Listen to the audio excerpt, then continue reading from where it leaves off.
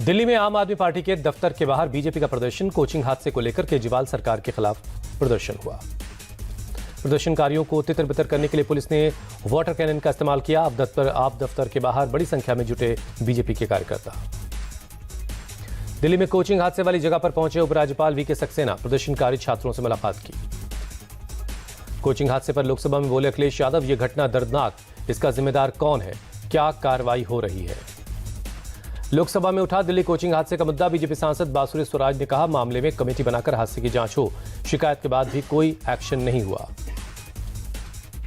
बासुरी स्वराज ने लोकसभा में कहा, दिल्ली सरकार की लापरवाही से हुआ हादसा, सरकार ने नाले की सफाई क्यों नहीं करवाई। राज्यसभा में भी उठा कोचिंग हादसे का मामला। बीजेपी सांसद सुधांशु त्रिवेदी बोले, कोचिंग हादसा अचानक नहीं हुआ, छात्रों ने कई बार शिकायत की थी, ये लापरवाही नहीं, आपराधिक कृत्य है। सुधांशु त्रिवेदी ने आप सरकार पर भी साधा निशाना, बोले इतना बड़ा हादसा हो गया, दिल्ली सरकार के माथे पर शिकन तक नहीं। कोचिंग हादसे के बाद एमसीडी के बुलडोजर की कार्रवाई। ओल्ड राजेंद्र नगर में अवैध निर्माण पर चला बुलडोजर। एमसीडी ने कोचिंग सेंटर के बाहर भी बुलडोजर कार्रवाई की। सेंटर के बाहर अवैध कब्जों को हटाया गया। दिल्ली कोचिंग हादसे का नया वीडियो आया सामने। पानी के तेज बहाव में बेसमेंट से निकलते दिखे छात्र। एक शख्स छात्रों से बाहर जल्दी निकलने की अपील कर रहा है। दिल्ली कोचिंग हादसे में पुलिस ने 5 आरोपियों को गिरफ्तार किया। मामले में अब तक कुल 7 लोग गिरफ्तार हो चुके हैं। कोचिंग हादसे के बाद दिल्ली नगर निगम की बड़ी कार्रवाई। कमिश्नर अश्विनी कुमार ने स्थानीय जेई को टर्मिनेट किया, असिस्टेंट इंजीनियर को सस्पेंड किया। दिल्ली के ओल्ड राजेंद्र नगर कोचिंग हादसे में 3 छात्रों की मौत के बाद विरोध प्रदर्शन। कोचिंग के बेसमेंट में पानी भर जाने की वजह से 3 लोगों की जान गई थी। प्रदर्शनकारियों ने बेसमेंट में 3 छात्रों की मौत के मामले में कड़ी कार्रवाई की मांग की। कहा, जब तक ठोस कार्रवाई नहीं होगी हम सड़कों पर रहेंगे। दिल्ली पुलिस और एमसीडी के अधिकारियों ने आंदोलनकारी छात्रों को समझाने की कोशिश की, धरना खत्म करने की अपील की। राजेंद्र नगर हादसे के मामले में एमसीडी का एक्शन। इलाके में 13 कोचिंग सेंटर के बेसमेंट सील किए गए। नियमों के उल्लंघन के बाद हुई कार्रवाई। राव कोचिंग के मालिक और कोऑर्डिनेटर 14 दिन की न्यायिक हिरासत में भेजे गए। गिरफ्तारी के बाद पुलिस ने कोर्ट में किया था पेश। दिल्ली कोचिंग हादसे पर बोले शशि थरूर, यह हादसा बहुत दुखद है। जान गंवाने वालों के परिवारों को मुआवजा मिलना चाहिए। सुनिश्चित हो कि दोबारा ऐसा हादसा न हो। कांग्रेस सांसद शशि थरूर आरएमएल अस्पताल पहुंचे। कोचिंग हादसे में जान गंवाने वाले लोगों के परिवार वालों से मुलाकात की। आप सांसद संजय सिंह बोले, कोचिंग हादसा दुर्भाग्यपूर्ण, दोषियों के खिलाफ कड़ी कार्रवाई। दिल्ली कोचिंग हादसे पर बोले संजय राउत, हादसा दुखद, इसमें दोषारोपण न हो, प्रदर्शनकारी छात्रों से बातचीत करे सरकार। कोचिंग हादसे पर बोली प्रियंका चतुर्वेदी, यह हादसा नहीं बल्कि हत्या है, दोषियों के खिलाफ कड़ी कार्रवाई होनी चाहिए।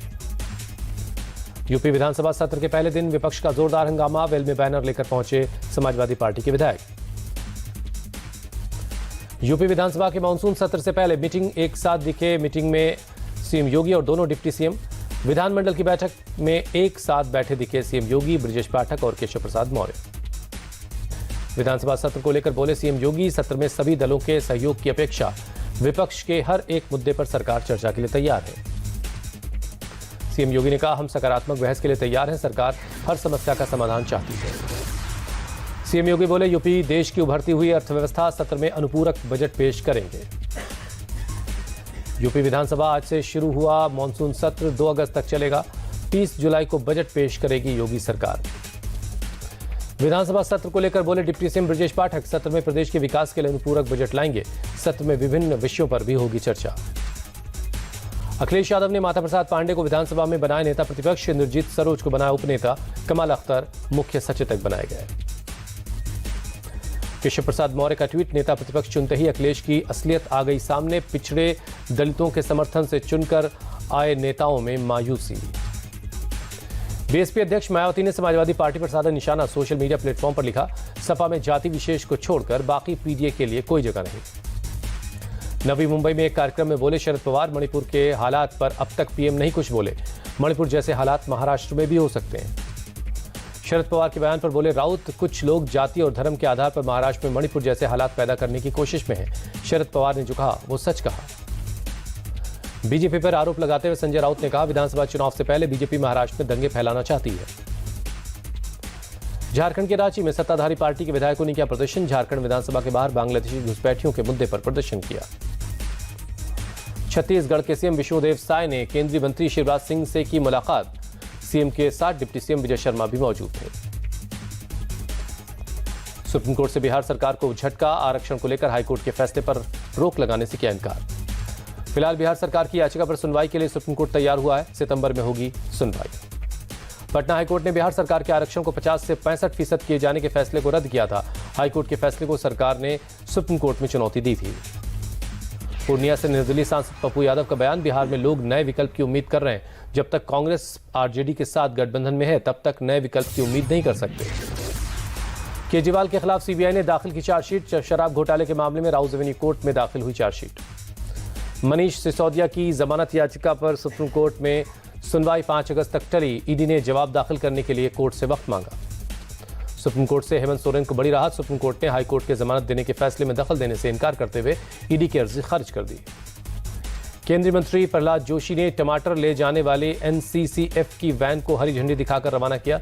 दिल्ली एनसीआर में मिलेंगे 60 रुपए प्रति किलो टमाटर। टोक्यो में हुई क्वाड देशों के विदेश मंत्रियों की बैठक। विदेश मंत्री एस जयशंकर बोले, क्वाड देशों के बीच आर्थिक साझेदारी बढ़ाना जरूरी है। विदेश मंत्री एस जयशंकर ने टोक्यो में ऑस्ट्रेलिया के विदेश मंत्री से की मुलाकात। दोनों नेताओं के बीच द्विपक्षीय मुद्दों पर बातचीत हुई।